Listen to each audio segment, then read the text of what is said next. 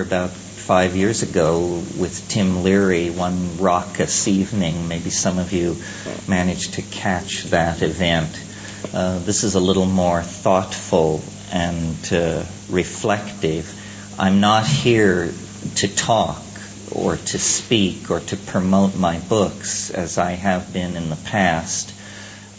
This is the only public event that I'm doing in these 10 days, and I'm very grateful to David and Petra for inviting me. This is a wonderful facility, and bringing you plants and books and information. It's great to see that freak community is alive and well in Mannheim. What I'm in Europe to do is to be part of a film-making effort. And I want to describe the project to you a little bit, simply because it's what's on my mind, naturally, and to discuss the politics behind the making of this kind of a film. It's not a film about rave culture. It's not a film about Albert Hoffman. It's not a film about body piercing or any of these things that great films need to be done about and have been done about. It's about one of your local heroes who is a great hero of mine and should be a great hero to all freaks in Germany and everywhere. And I'm talking about Frederick V, Elector Palatine, Prince of Heidelberg, King of Bohemia. Are you all familiar with this guy? Who? No? Oh, well, this is your guy. This is the prototypic freak of this area, and a freak who was not content to sit back and let things happen, but was willing to launch a grand alchemical dream of a reformation of human society. So just to lay in the background for those of you who are not familiar, the historical incident that we're here to recreate here and later in Prague has to do with the Prince Palatine of Heidelberg, a Protestant who wedded the granddaughter of Queen Elizabeth I of England, Elizabeth Stuart, the daughter of James I of England. This was an arranged wedding. They were both 16 years old at the time. Frederick went to England. The wedding was held in England, and then he returned with his very English bride to Heidelberg. And they were the center of a movement of alchemical reformation and revolution that sought to take the Protestant Reformation an enormous leap forward into a new world of spiritual freedom and, to my mind, a very sort of psychedelic world.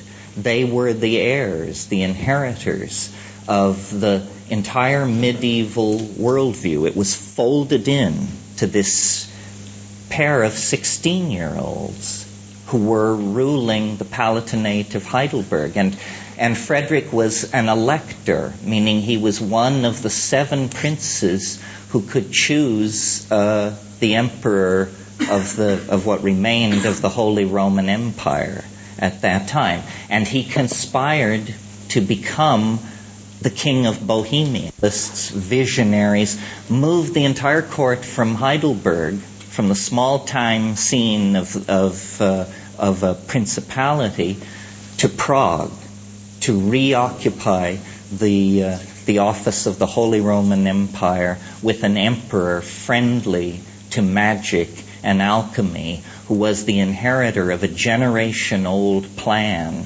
to create an alchemical reformation that had been hatched in the mind of the English alchemist and mathematician John Dee. And the ending of the story is not a happy ending, or perhaps it is. I mean, we can talk about that. On a superficial level, this alchemical dream, this Rosicrucian enlightenment, ended badly because the Habsburgs back in Madrid quickly got wind of what was going on and got an army together and sent it to Prague and laid siege to Prague, and Elizabeth fled to the Netherlands with her children. Frederick was defeated at the Battle of the White Mountain, and the alchemical dream died. And this was really, in some sense, the beginning of the 30 Years' War. And as you know, going into the 30 Years' War, Europe was a place of popes and kings. At the end of the 30 Years' War, it was a place ruled by parliaments and peoples, and the entire medieval world was swept away, and out of the new political dispensation of the situation at the end of the 30 Years' War, especially in England, modern science took hold and was born. And these angel-dealing, horoscope-casting, alchemy-pursuing visionaries of this Rosicrucian Renaissance became simply objects of historical curiosity, completely incomprehensible to the people who followed them generation after generation after generation, until I submit to you the present. And in the present moment, we, like they, inherit a world whose ideologies are exhausted and can only be refreshed from the margins. And that was what this whole alchemical revolt was about. It was about a suppressed, marginal minority of deeply pietistic, original thinkers, but heterodox, non-Christian, keeping together a tradition that I think has been reborn or rediscovered in our own time.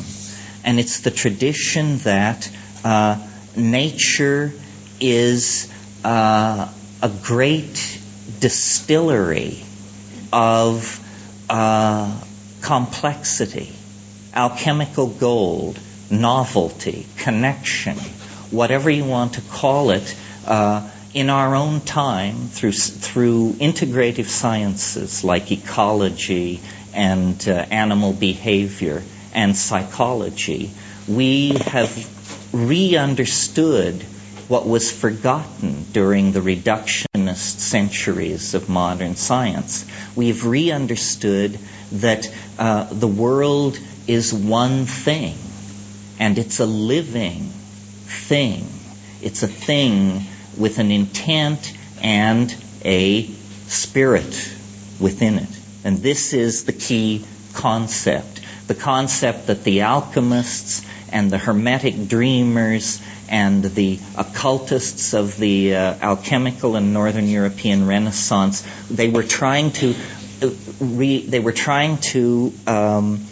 strengthen and condense and distill and make actual this sense of community, this spiritus. Well, then with the rise of modern science, all of that is anathema. And rational analysis tells us that matter is simply atoms flinging themselves through space, obedient to certain mathematical laws that are invariant.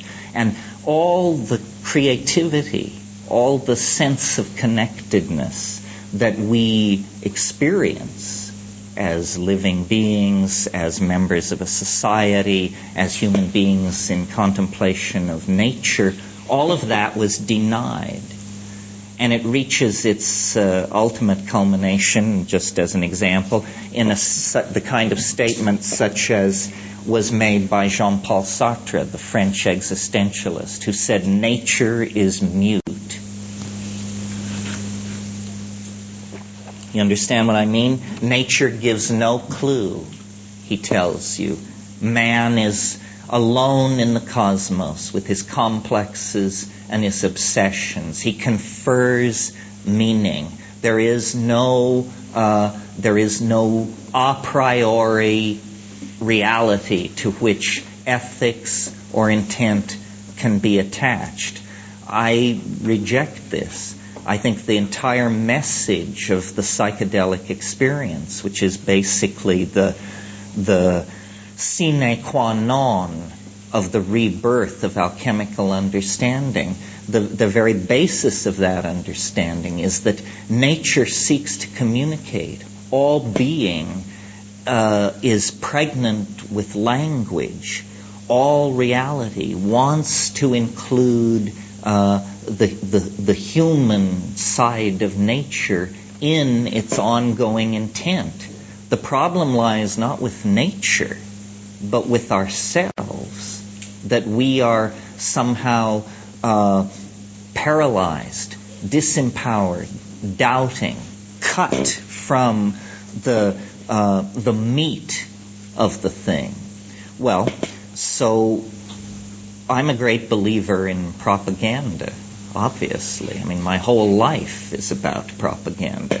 So to take an incident like the career of Frederick the Elector Palatine of Heidelberg and his bride and make of it a kind of exemplar, a parable, a myth, if you will, the myth of the alchemical marriage, a myth that takes innocence and naivete and belief in the power of ideas to make a new world, and tell that story again in film, backing it with these tremendously powerful alchemical images that Jung and others showed work inexorably on the psyche, whether you wish to be part of the process or not.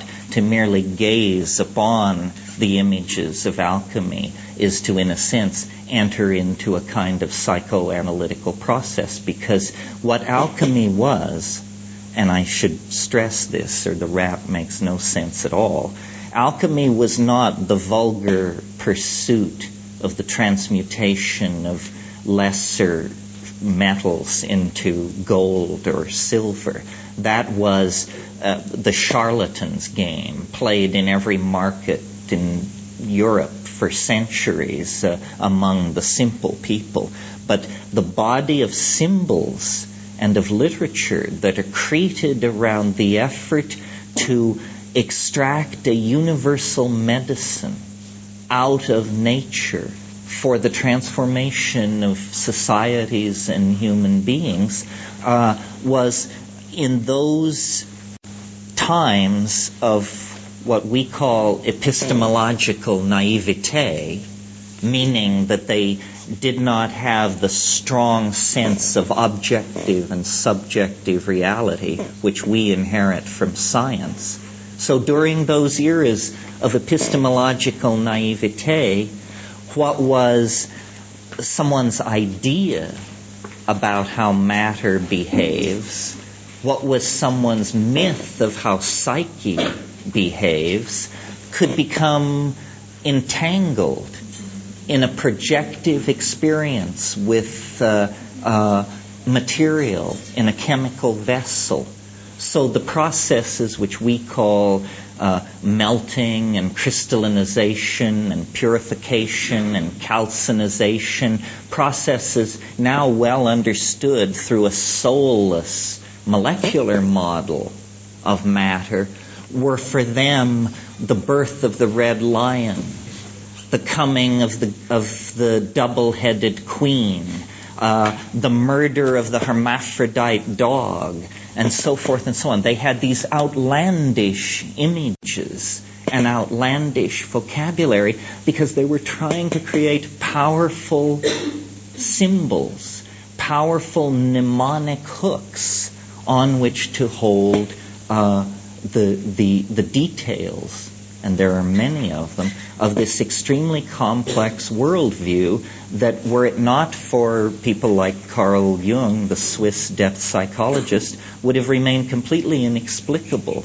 to modern people. It is not chemistry, and it is not myth-building per se, as we inherit from the Greeks. It's a very complicated amalgamation, good alchemical word, very complicated amalgamation of psyche and matter. And the reason, I think, it is so resonant with our own times is because our generation, generations of people confined within the 20th century, have, in a sense, and by an oblique path, recovered that universal medicine that the alchemists dreamed of by going, strangely enough, to some of the most aboriginal and least culturally assimilated to European and American values people in the world. Shamanism is essentially a living tradition of alchemy that is not seeking the stone, but has found the stone. These shamans, these Hivaro, these Witoto, these Cubeo, notice that they have this same epistemic naivete, this inability to distinguish between subjective and objective world through the intercession of Newton and Descartes, that Frederick the Elector and the alchemists around him and the alchemists that preceded them through the centuries had. In other words, within the context of the alchemical vocabulary, the psychedelic experience as brought to us through plants, long in the possession of Aboriginal people, appears to be the identical phenomena. The Hivaro shaman, the Cubeo shaman, does not use a glass retort with cycling sulfur and mercury inside it. The shamans of the Amazon have attained a sufficient sophistication to explicitly understand that the vessel of alchemical transformation is the body and the head of the experient. This is the alchemical vessel. This is where you will encounter the three-headed dog and the queen dissolving in her bath and the incestuous couple that combine Sol and Luna to produce the white essence of the panacea of the universal medicine. These are psycho-mental processes. And Jung, strangely enough, he must have been an extraordinary person because he could approach this without psychedelics, through a very careful inspection of the dreams and the symbol-producing processes of his patients. Over decades, he produced a kind of skeletal map of the psyche. But I maintain that map doesn't fill itself in, doesn't become a living experience until we undergo what is rightly perceived as the alchemical process of dissolution. Dissolution of what? Of the lumpen prima materia of the ego. This is the shit, the tar, the coal, the dark earth of Egypt, the starting material, the loam, the manure, the night soil, the lowest matter. And we start with that, the ego, and dissolve it through the intercession of the spirit. And spirit is a complicated concept. It's not naive. It's phenomenologically difficult to define, but through the dissolving spirit of the plants. And the plants lift the the imprisoning structures of the ego, and the ego flows out into the world. And for some people, this produces panic. Panic comes from the god Pan, whose screams caused people to go mad. Panic. For other people, it's an enormous liberation.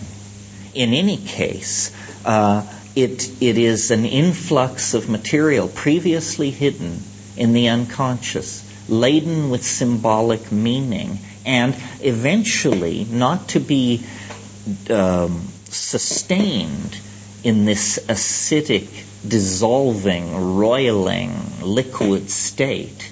That's part of the process. But then eventually to be recombined, coagulatio, the recombining, the coagulation, the coming together at a higher level, usually through the application of a process analogous to heat, but psychic heat, which drives off the dross of false assumptions and false attachments. And all of you who have been through high-dose psychedelic experiences know that it's very hard to carry stupid baggage through that keyhole.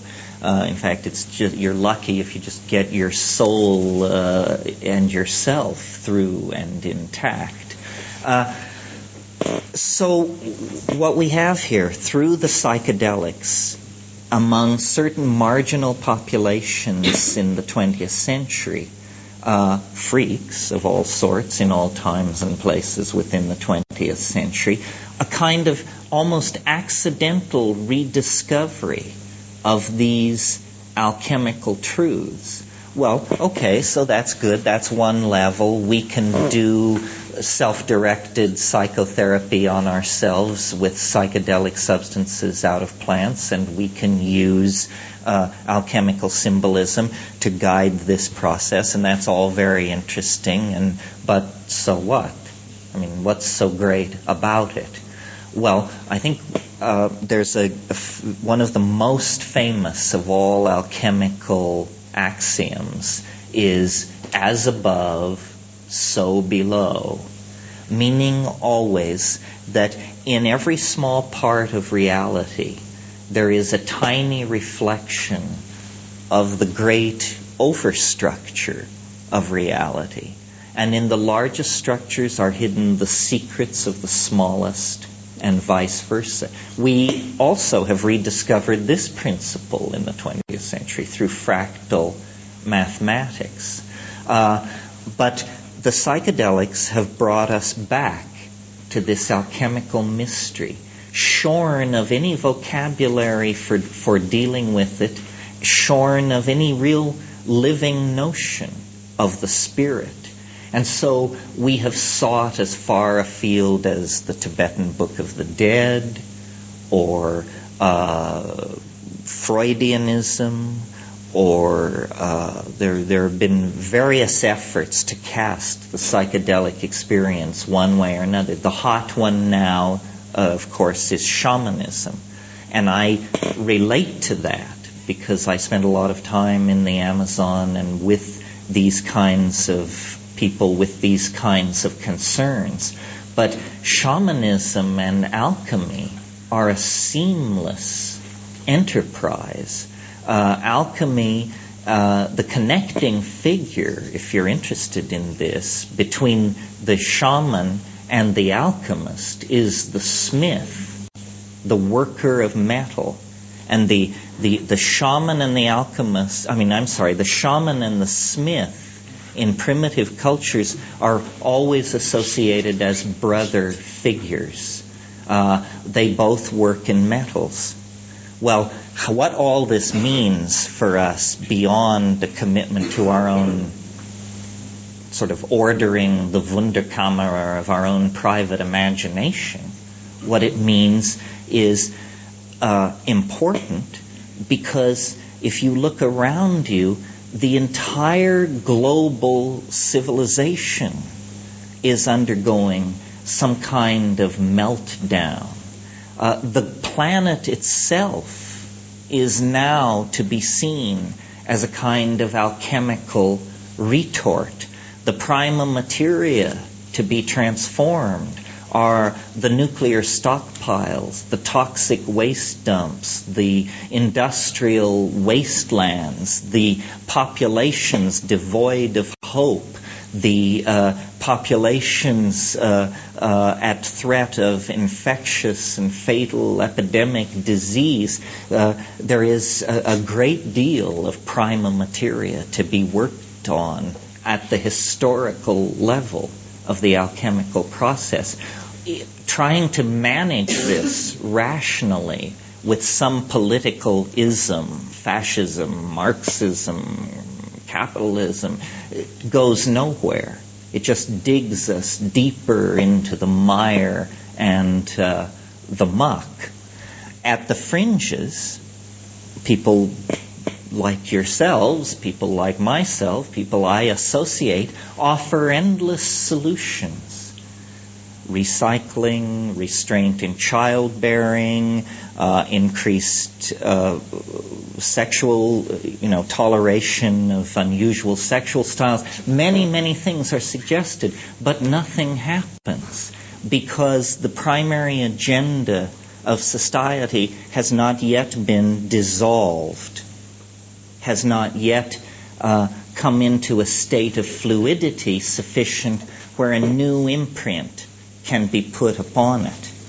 In the 60s, we thought that all that had to happen was everybody would take LSD and the obvious right things to do would be done. And we expected no opposition to this because its rightness was so obvious. We didn't realize that every righteous crusade in history has marched into the waiting jaws of its oppressors. But the spirit doesn't die. It's interesting, I don't know how it's said in Europe, but in America we refer, and have always referred to freaks as bohemians. And I assumed, you hear about the left bank bohemia of Paris in the 20s. And I always went, but why Bohemia? What does Bohemia have to do with Paris? Why are freaks called bohemians? It's because of Frederick the Elector and the alchemical renaissance that he plotted with his wife. Since that time to now, bohemian has meant a marginal political position involved with bizarre sexual practices, strange drug use, and funny ideas.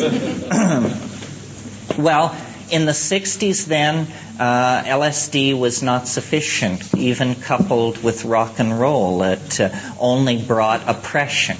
What it brought, it was like a failed alchemy. Instead of the dissolving and recrystallizing at a higher and more angelic level, thousands of prisons were built and the entire thing failed. But this spirit is the spirit of life itself, the spirit of novelty itself. And it will not be suppressed for long in any time or place.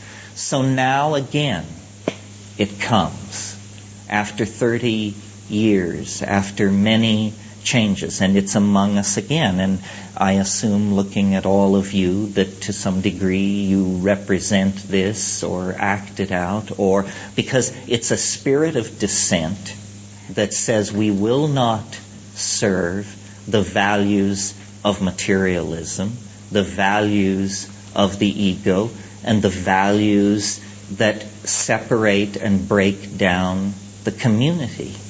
So here it is again. And what is different this time that we might have some greater hope of actually coming through to the beginning of the third millennium without having to hang our heads when we tell the story to our grandchildren? And I will submit to you this evening that the difference between then 1965 through 70, and now to the turn of the century, two things. First of all, we have that experience under our belt. We shall not be so stupid again. The I Ching says never confront evil directly and never name it directly because it finds weapons to defend itself. We are not an army. This is what Frederick didn't understand. He was a king, but he was not an army when it came to the White Mountain. We are not an army, so our strategy must be stealth. It's an alchemical strategy. And what do I mean by stealth? I mean the house of constipated reason must be infiltrated by art, by dreamers, by vision. And what is new is that there are massive technologies available to us, not available in the 60s. They were not designed for us. They were not intended for us. It was never ever thought that such power should flow into the hands of freaks such as ourselves. Nevertheless, through the perverse nature of the unfolding of the world, we have such tools. And I'm referring, as you probably anticipate, to the World Wide Web and the Internet. No gay kid in Montana, no Chinese scholar in Botswana, no person anywhere with a specialized interest or predilection now need feel alone. There is no aloneness. You can find your people. You know, one of the things Tim Leary said in the 60s that I always remembered, but I never heard anybody talk about or ever really heard him quote. It was a great rallying cry. It was much better than turn on, tune in, drop out. And it was this. It was find the others. Find the others. And then you will know what to do. Well, now you can find the others. You don't have to stick a flower in your hair and go to San Francisco. You just go to the web. Find the others. We all need to create affinity groups, which are subsets of the much larger community that we're part of.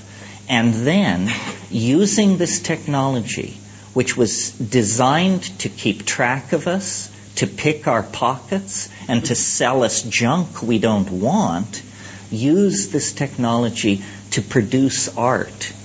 Massive amounts of subversive art. And all art is subversive. I'm not calling for an ideological agenda. All truth which springs from the individual is subversive because, and this is a theme of mine that I'm getting more and more into the longer I live, culture is not your friend.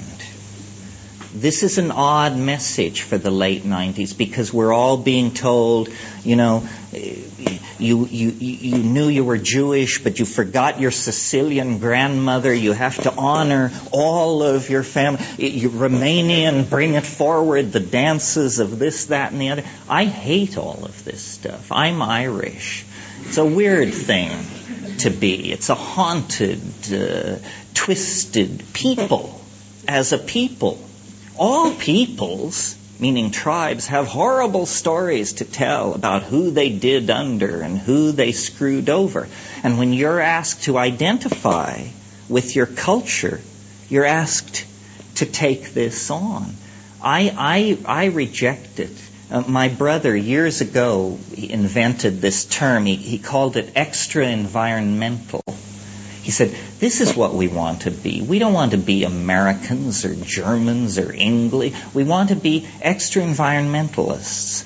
Always feel, wherever you go, that you are a stranger, the outsider, the one looking in. This is the viewpoint that makes all places the same to you.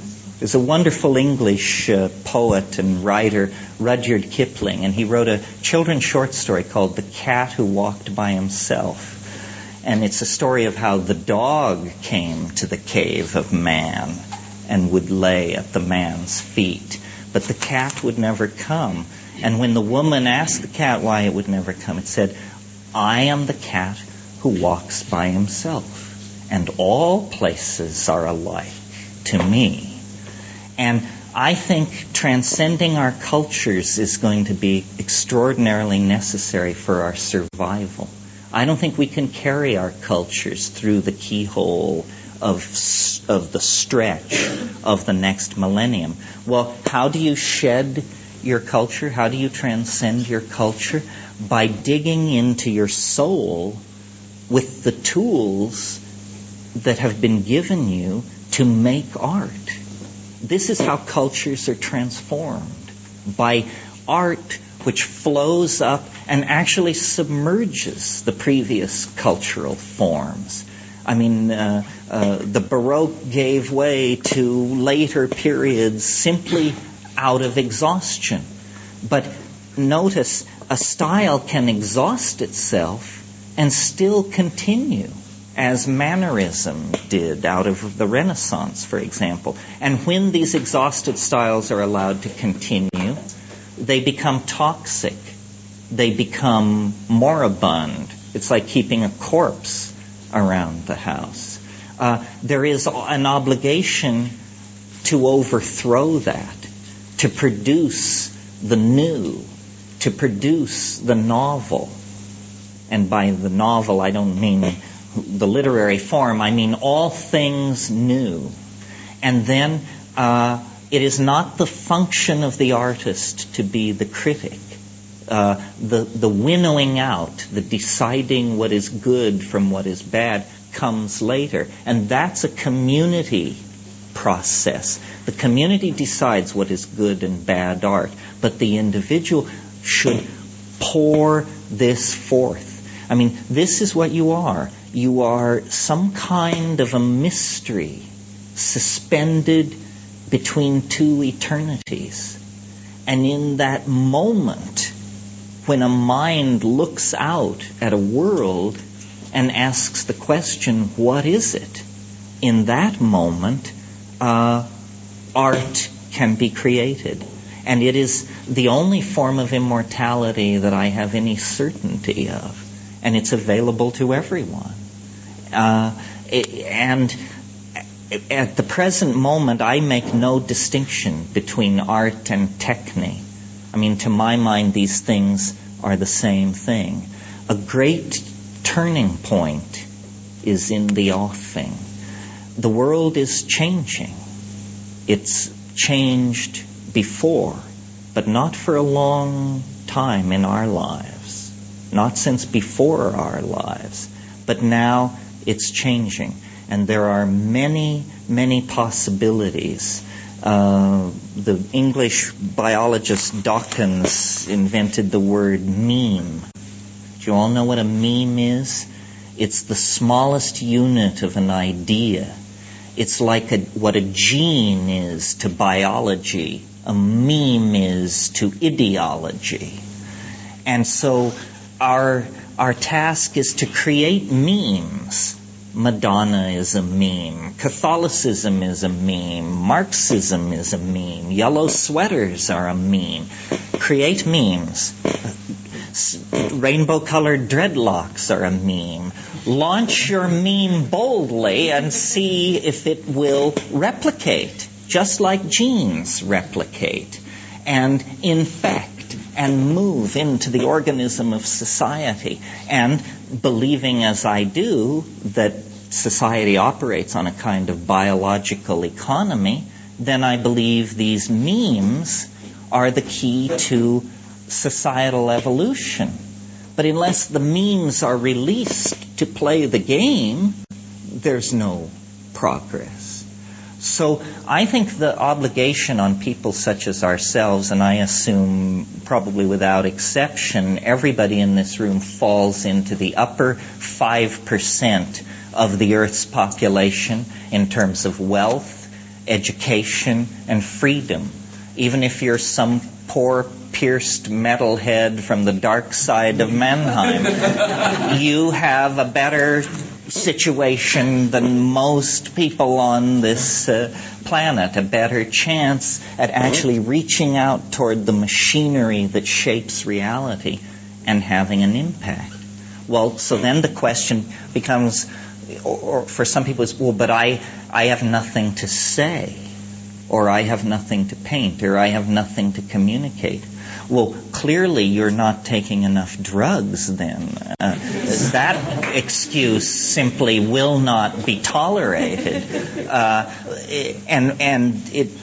If someone finds that decadent or flippant or destructive, then they don't understand what these psychedelic substances are. They open the doorway to creativity. They cleanse the doors of perception. And then, as Blake said, reality is perceived as it truly is, as infinite. Part of what is wrong with our society, and hence with ourselves, is that we consume images. We don't produce them. We need to produce, not consume media. The media is a huge issue. You can't escape it. So what are you going to do about it? The only solution is to drive it, to take charge. Otherwise, you will be poisoned by it. And as more and more people are waking up to this, essentially we are seeing, I think, a huge artistic revolution, a revolution in values that reaches into science, that reaches into politics, that reaches into every aspect of life, but that is coming from the imagination, thoroughly stimulated and activated by the discovery of all these natural and synthetic substances which perturb the mind. And I'm not denying that a certain amount of social chaos goes along with this. But on the other hand, I can point to pretty psychedelically pure centuries like the 13th in Europe, and there was still plenty of social chaos going on. I don't think you can lay social chaos at the feet of psychedelics. I think social chaos is an inimical part of the system. What psychedelics do is they give a direction to that chaos, a dimension of vertical ascent, because inevitably out of the psychedelic situation emerges not despair, not self-indulgence, but wild-eyed idealism. That's the inevitable product of any psychedelically driven social process. How well that idealistic idea then brokers its way to the throne, if it does, is another issue. I don't know if I've hit this technological thing hard enough. I hope that you all avail yourselves of the power of the Internet. In years past, in speaking to audiences in America, it was maddening to me to find that the environmentalists, the feminists, the gays, the psychedelic people, and I'm not sure if I got everybody, and the space people, the colonization people, none of these people had anything to say to each other. They didn't seem to realize that their marginality united them far more than any difference they might perceive in their positions. And they didn't seem to realize that their political disempowerment was a product of their inability to make common cause with people similarly motivated or similarly motivated toward social change. So it's very important to build an inclusive community and a community that has a sense of direction. And I think the Internet empowers this far more than any other tool that has been handed to us except psychedelics. And if you take psychedelics and the internet and music and put all of that together, you have the basis for a new community that is wider and deeper than you know. The people who are building the new machines, who are designing the new circuitry, who are writing the new code, are all freaks. They work for capitalist dogs, of course, because we all do. But the creative thrust of these technologies is being driven by people just like you and me. And I think this is all tremendously positive. So, where am I in all of this? Well, I'm getting there. And then finally, I guess, and I'll just close on this, the alchemical return. All culture is some kind of myth. All cultural stories, then, have a psychic dynamic to them, which is not suspected by the civilization as it lives these myths. It has to be seen from outside. And there is a consistent myth in let's call it just Western civilization without being too precise, a consistent myth. In the early Jews, you get it as the idea that God will enter history. With Christianity, you get it with the idea that man and God can be consubstantial. Again, in Islam, the insistence that God will enter history. And then modern science, strangely enough, dumps all of this theology, but maintains the idea that man can become as a god. In other words, the myth that is consistent throughout the entire Western experience is the myth of some kind of defining progressive experience.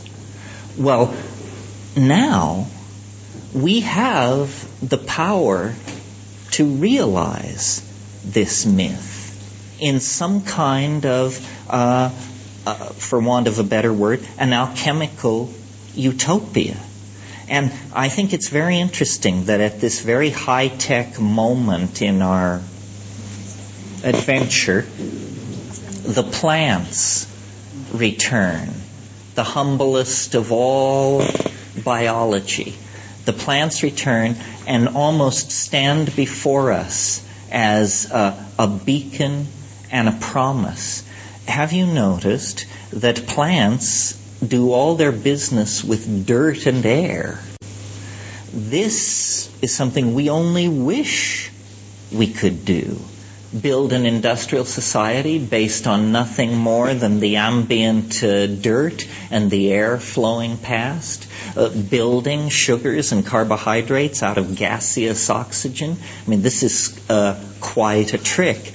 The plants stand both in the psychedelic sense, but then in the larger sense of the vegetable kingdom, they stand for absolute Tao.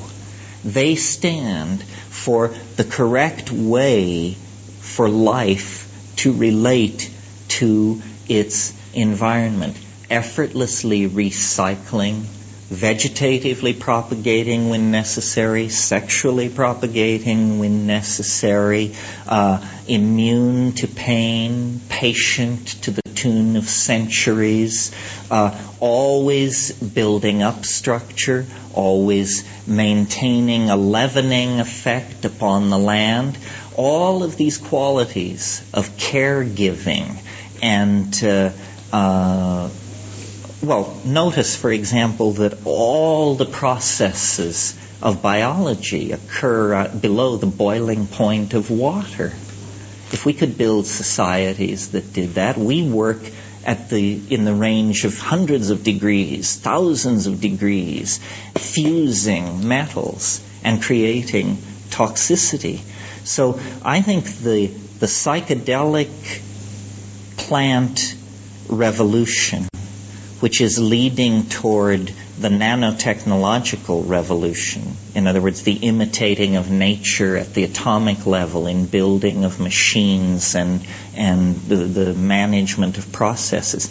What all of this is leading toward is a rarefaction, a good alchemical word, a rarefaction of the human imprint on this planet, a spiritualization of humanity, and a new order of mind, part machine, part human. Notice that the internet and the computers that it serves are actually made of the materials of the earth. They're largely metals, silicon, glass, copper, gold, silver. These are the products of demonic artifice. These are the things which the alchemists dreamed of. They transform space and time. They allow us to speak at a distance. They allow us to wander through libraries thousands of miles distant. No fact is too obscure, no person so hidden that you can't reach them. It is, in a way, the perfection of the magical ideal that was developed and unfortunately prematurely launched by Frederick the Elector and his wife here nearby at Heidelberg. And so I'm involved, as I said, in a process of bringing this story to many people who haven't heard it. It's a great story. It's a great myth that the underground community should make its own. And, I used it this evening just as the scaffold for this talk, but I tried to hit the things that are important to me, which are psychedelics, recovery of archaic lifestyles, use of media to subvert existing paradigms, empowerment of the individual through dissolving the ego through psychedelics, and whatever else. So, thank you for your patience and indulgence, and if you have any questions, I'd be glad to answer.